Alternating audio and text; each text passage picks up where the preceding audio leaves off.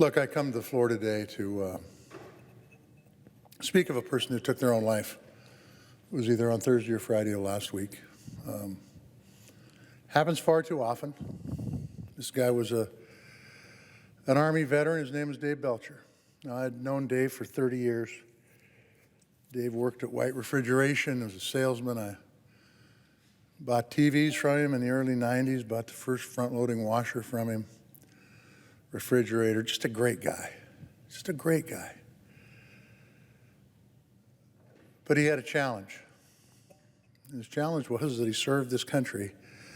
And because of that service to this country, he ended up with something that we talk about on this floor a lot called post-traumatic stress disorder, PTSD. And because of that PTSD, Dave, not to my knowledge at the time when I first met him, but he was fighting demons then.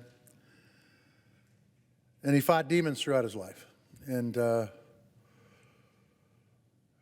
there were issues of depression and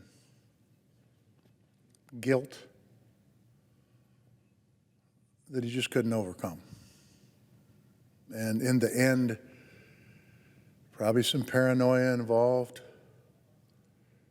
but he ended up taking his own life. And I think to myself, back when I first met Dave 30 years ago, how this guy was as normal as anybody you would ever meet.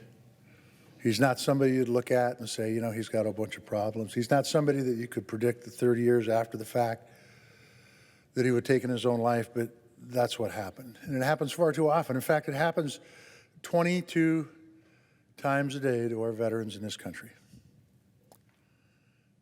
And this time it happened to somebody that I considered a friend. Not somebody I saw a lot, but he's somebody that I knew had his struggles. In the end, he went through Veterans Court. He was one of the first graduates of the Veterans Court. And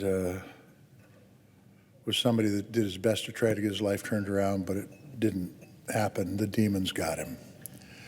And I just wanted to come to the floor today to say that Dave, you and all your friends that have served this country, have people in the Senate, people in Congress that fight for you every day.